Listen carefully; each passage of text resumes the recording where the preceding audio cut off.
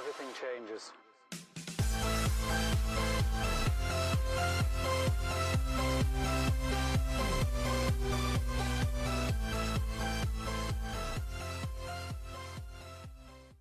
Hey, what's up guys, and welcome to the channel. Today is Thursday, March 18th, 2021. I will be live tonight at 9 p.m. Eastern time right here back on the channel, 9 p.m. Eastern. Tonight I'll be live, and make sure you guys check that video out.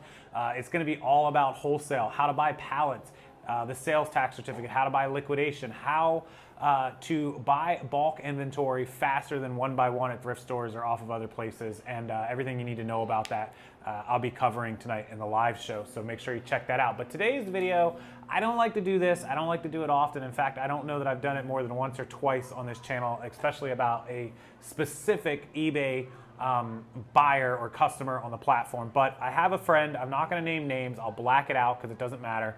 But I'm gonna show you a letter she received. She's a seller here on eBay, a big seller, very established. She sells 6 figures a year in clothing, shoes, perfumes, all sort of stuff. And she sold a bomber jacket to a customer in Canada, direct international. I don't mess with direct international. I always do global shipping program, but I think this still would have happened even if it had been a global shipping program. So she charged $32 for the jacket, and she charged another $20 or $21 for the shipping, which was USPS first class from Pennsylvania to Toronto.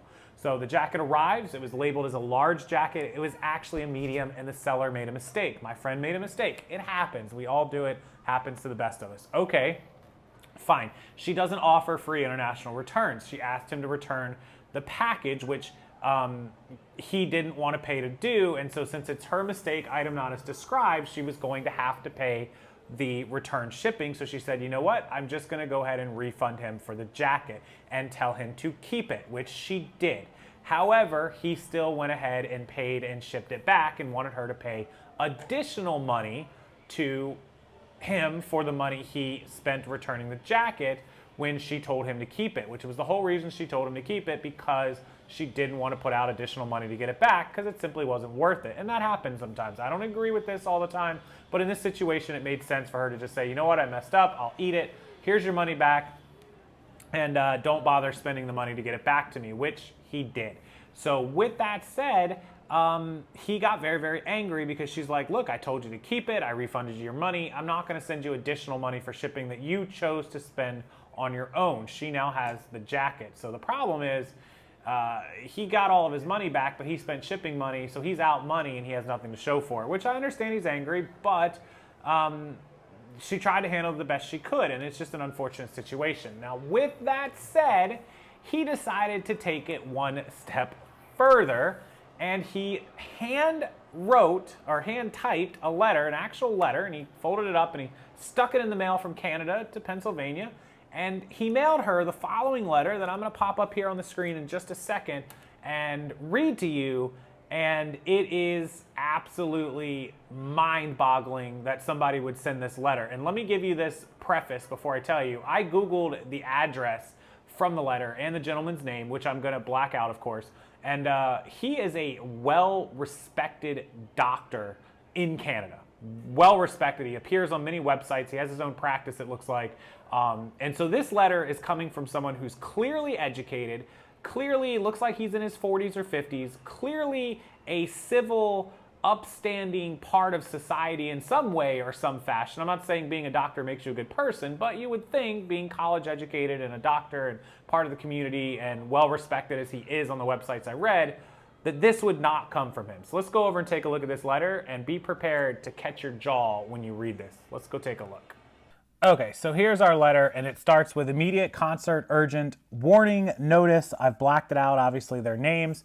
On February 14th, Sunday, 2021, I ordered from you your eBay.com advertised large size, L large size, the vintage Landis. Some keywords, I blacked out the keywords and item numbers, so it's not so easy for you guys to look up.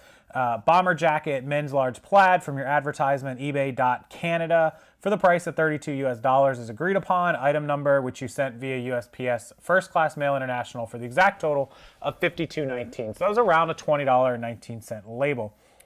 You sent me the wrong size of medium and expected me to pay for your outbound and return shipping of $19.41 Canadian. which was $1540 US. You and your side sent me the wrong size.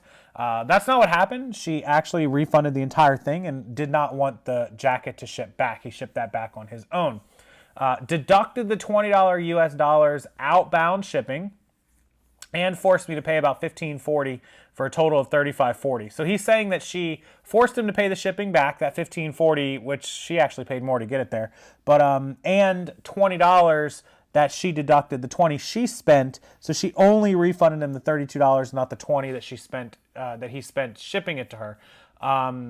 So he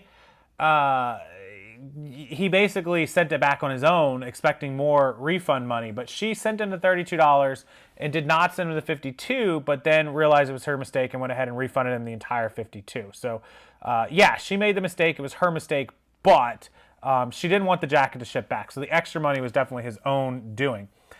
So then he says, forced me to pay about $1540, $3540. Should you ever resort to wrongful assumptions, wrongful actions, and business misconduct, all in capitals, mind you, I will take legal actions against you should you ever advertise on ebay.com/Canada.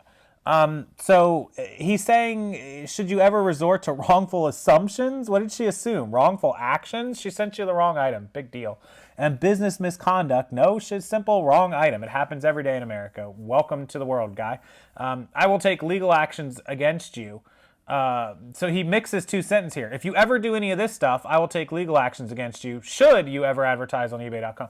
He's mixed two sentences, can't even put sentences together. And this guy's supposed to be a doctor. Look, I looked him up, and everything looks legit that he really is a doctor. It's pretty crazy. He can't even write, and I don't even know.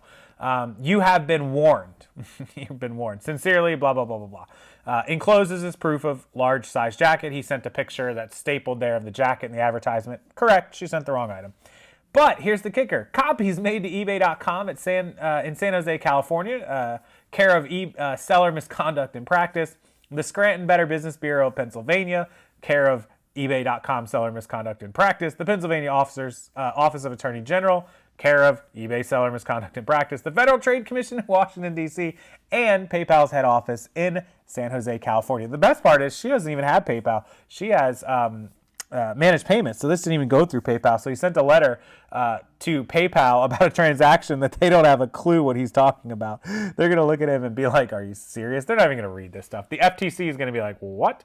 The Attorney General is going to be like, I'm sorry, what? The Scranton Better Business Bureau? What, are they going to put an eBay seller up as Better Business Bureau? Because anyone shopping on eBay ever goes to the Better Business Bureau to look before they buy something, right?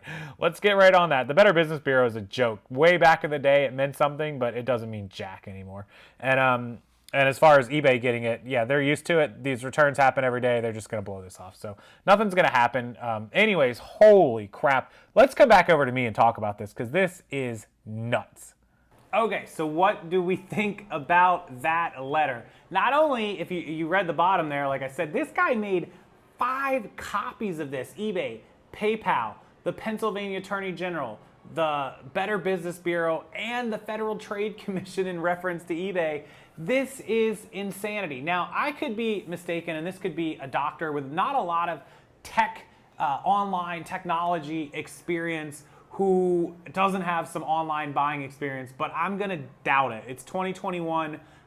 He's a doctor. He probably has a little bit of money. Mostly people with discretionary spending with more money do a majority of their shopping or a good bit of it on the internet. It's clear that in my mind that he does have experience.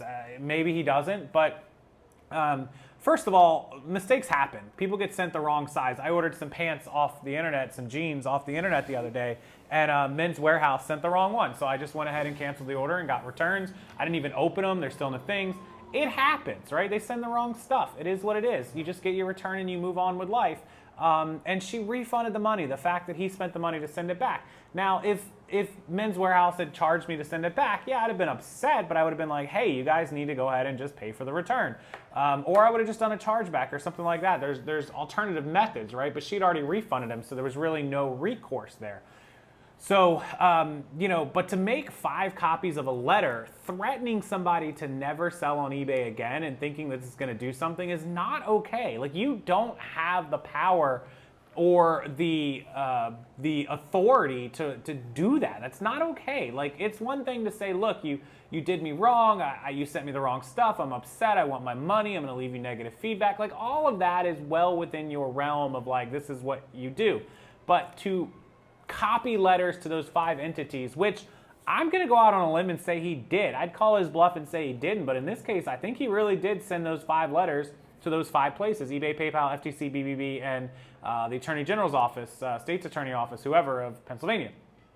So, you know, they're not going to do anything. Nobody's going to do anything over a jacket that was a mistaken size and was refunded.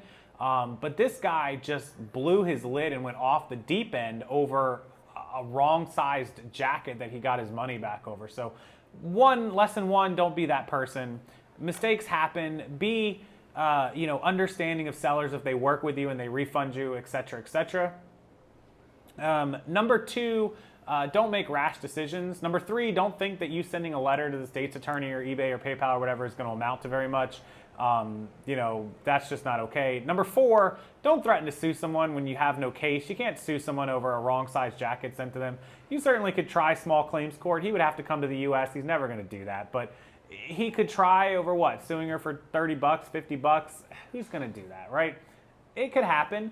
Companies sue people. I talk about it in our trademark and Vero thing all the time. People, you know, companies will sue you over a sold item, but when they have a trademark case, they're not getting the $50 for the item. They're going to sue you for thousands and thousands of dollars in trademark damage. This guy has no case along that lines. It's simply the cost of the item. So again, not worth it. And just don't be a mean person. Don't be bad. Work with people, work it out, send messages, be understanding. If a seller absolutely makes a mistake and you're working with them and they're just like, I'm not helping you, they're not responding to you, they're ignoring you, yeah, go through the right channels. File a chargeback, go to eBay, open a case, go to ic3.gov, whatever it is that you have to do, but don't lose your mind on a seller that may or may not be willing to work with you, refund you, or already has refunded you. So this is kind of, I'm going to call this my Idiots of eBay episode 1, I guess. Don't be this person. Anyways, I blacked out all the information so no one can see it, but interested in your comments. What do you think of how this guy handled this?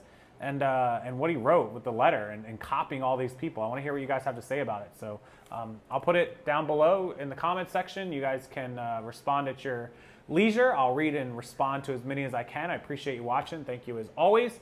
And until next time, be a good person. Be a nice person. We need more of it in this world, right? Thank you so much for watching. Live show link is below. Join us at 9 p.m. Eastern, and I'll see all of you there live right back here on the channel.